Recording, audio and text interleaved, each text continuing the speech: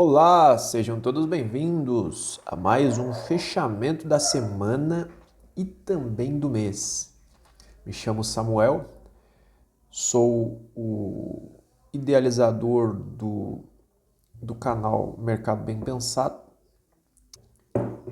Este canal surgiu com uma ideia de eu subir vídeos regularmente descrevendo e relatando a minha jornada, o início, digamos assim, da minha jornada como trader no mercado financeiro. Eu hoje trabalho como mecânico automotivo e tenho o projeto de transição de carreira, de viver do mercado financeiro. Já fazem uns 3 anos e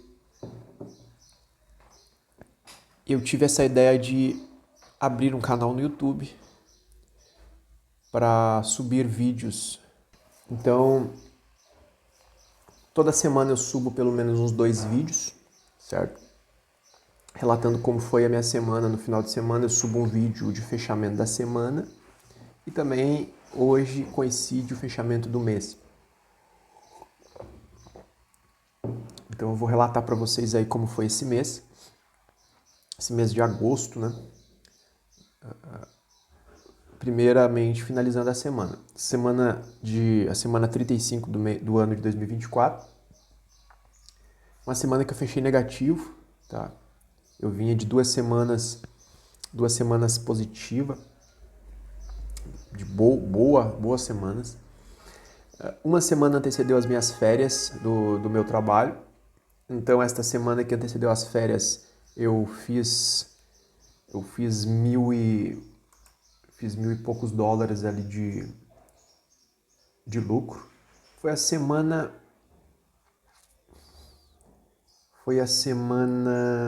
32, a semana aqui, semana 32, eu fechei ela com 1.108 de lucro, tá? Na minha conta teste, ainda na mesa da Apex, da Bulenox. Então foi 1.108, uma semana excelente, semana 32. Semana 33, eu fiz apenas uma operação, foi um stop aí, certo? De 185 dólares. Aí veio a semana 34. Essa semana que foi a semana das minhas férias, foi na sexta-feira esta operação que deu stop, certo? E estava voltando de férias, então estava fora de ritmo do mercado ali. Semana 34 foi a semana das férias, foi uma semana excelente, fechei com 1.188, certo? Essa semana que eu fiz esta operação aqui, algumas operações aí fora do meu horário, né? Que normalmente eu faço. Foram operações, uma semana bem boa. E aí veio também a semana 35, que foi a semana passada, a primeira semana que eu retornei ao meu trabalho, tá? Então, mudei ali a dinâmica de operações, voltei ao que era antes, né? Então, foi uma semana que eu fechei negativo em 560 dólares, certo? Como é que foi essa semana? Essa semana eu fiz aí... A primeira operação foi um prejuízo, um stop aí de 167 dólares. A segunda operação foi um ganho de 200 dólares. A terceira operação, um ganho de 200 dólares. A quarta operação, um ganho de 321 dólares. E aqui vem uma questão interessante, que foi o aprendizado da semana e talvez do mês. Neste ponto aqui, eu estava com 51.527 nesta conta.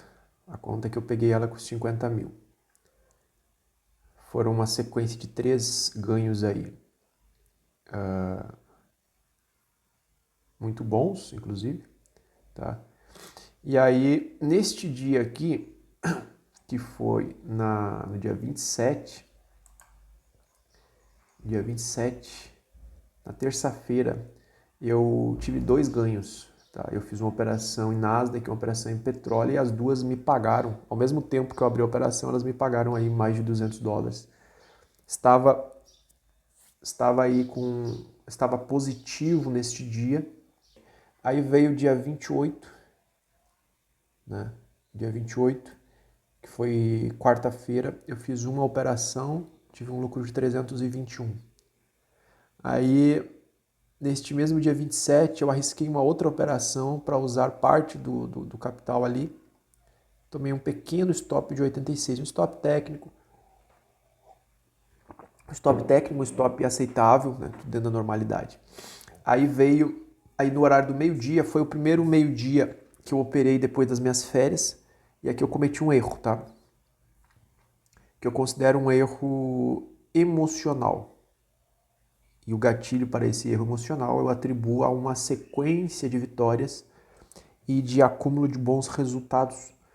Isto me gerou um excesso de autoconfiança, eu entendo assim, tá? Foi um excesso de autoconfiança.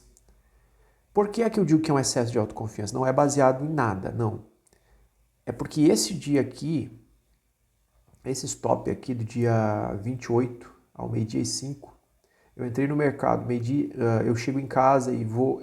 Foi praticamente na hora que eu sentei na frente do computador, porque eu ainda nesse dia eu almocei, eu saio 15 para o meio-dia do meu trabalho e eu levo uns 8 minutos para chegar em casa, então eu almocei rapidamente.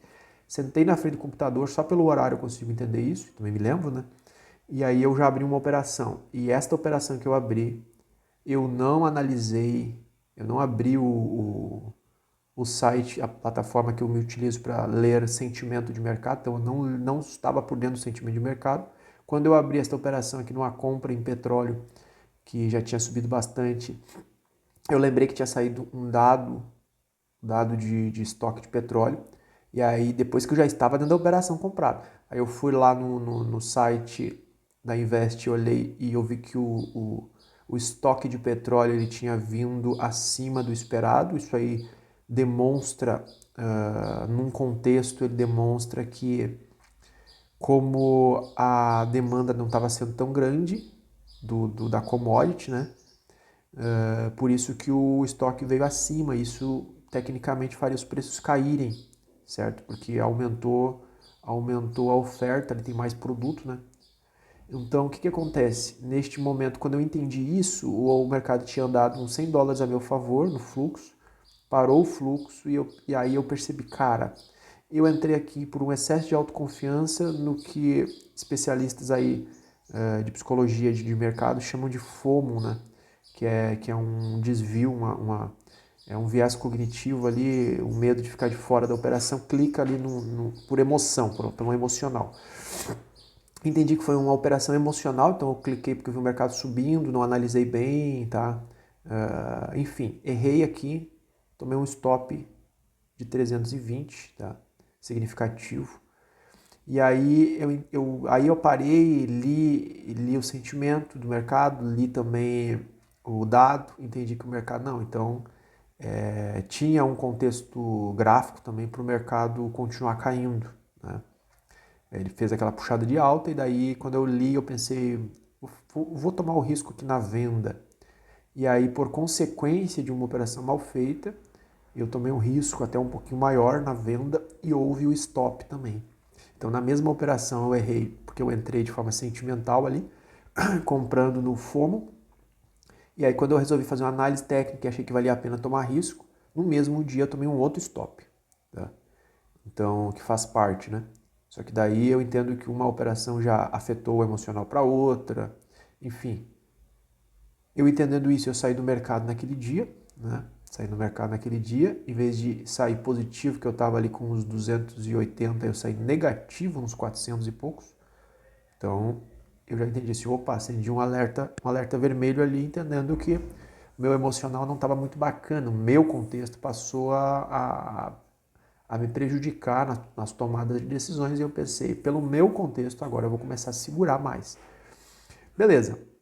Na quinta-feira, volto para o mercado, são independentes os dias, né? Mas eu já estou alerta. Então eu espero uma operação bem contextual. A operação, para mim, se desenhou ali uma venda, ainda em petróleo. E o mercado estava num ranger grande, certo? Estava vindo do meio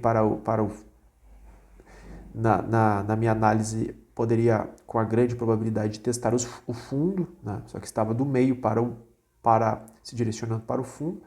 Tomei risco na venda e o mercado não correspondeu à minha análise, me estopou antes de renovar a mínima, ele quis renovar a máxima. E estava errado na leitura, de uma forma técnica ali, né? Mas já foi uma operação que não foi mais emocional. Entendi ainda na quinta-feira que não valeria mais a pena eu abrir risco na semana, minha semana já estava comprometida com um stop de 560 na semana, um drawdown. E eu pensei, vou parar, né, de forma racional, vou parar para considerar, analisar as coisas que eu estava fazendo. E entendi que era melhor fechar a semana com esse prejuízo aí. E não operei na sexta-feira, que era o último dia do mês, dia 30, né? Resumindo, o fechamento do mês aqui foi positivo, tá? Fechei $943 o mês de agosto positivo, isso é muito bom, certo? Então parto para agosto, setembro, parto para o mês de setembro, uma nova tabela. Vou fazer aqui de forma bimestral, então aqui o mês de julho e agosto, aqui setembro e outubro, certo? Então a próxima tabela já está prontinha aqui. Vou tomar os dados aí para minha análise do mês de setembro nesta nova tabela, certo? O mês que eu fechei positivo, quase $1.000, $1.000 já me servia para eu viver do mercado por mês, né? Mas precisa ser de uma forma consistente, de uma forma regular. E erros emocionais, entradas emocionais, como eu fiz esse mês, pelo menos uma, né, foi assim. Essa não pode mais acontecer. O meu foco está sempre na qualidade daquela operação e eu entendi que o meu erro naquele caso foi excesso de autoconfiança. Então o meu desafio vai ser este mês que vai começar aí na segunda-feira, quando eu entrar num ciclo de vitórias, me manter cada vez mais vigilante para que o excesso de autoconfiança não me atrapalhe. É necessário autoconfiança, a confiança está num nível alto, porém, quando há um excesso dessa autoconfiança aí, o trader tende a ficar mais displicente. Como que eu sei que eu estou ficando mais displicente? Quando eu deixo de analisar as variáveis, quando eu deixo de analisar as forças de ambos os lados. Eu faço uma correlação quando tu vai atravessar uma rodovia, uma pista, que ela é de mão dupla. Tu precisa olhar para os dois lados para tomar risco. Se tu olhar só para um lado, não olhar para o outro, quando tu chegar no meio da rodovia, tu vai ficar no meio de um trânsito ali e pode ser atropelado. Então, eu entendo que aceitar o risco por completo é analisar as duas forças de comprador e vendedor, analisar todos os contextos, aceitar o risco antes e perceber quem é o mais forte naquele momento ali para tu operar a favor desse player aí, se é um comprador, se é um vendedor. Tá? Então esses foram os maiores aprendizados do mês, né? Um aprendizado para eu me manter humilde com meu nível de autoconfiança, um nível equilibrado, a ponto de ter confiança para análise e entender que quando eu faço análise a probabilidade é grande de eu acertar a análise, né, e ficar até bater nos alvos, e também entender que essa autoconfiança não pode ser tão grande a ponto de me tirar por completo a necessidade de analisar o mercado com cuidado, tá? Para aceitar o risco por completo, beleza? Então este foi o fechamento da semana, fechamento do mês, e bora para o mês seguinte, foco no resultado, foco no resultado, não, foco no processo. Bora para o mês seguinte, foco no processo, foco na qualidade das operações aí. E é isso aí, vamos seguir na jornada.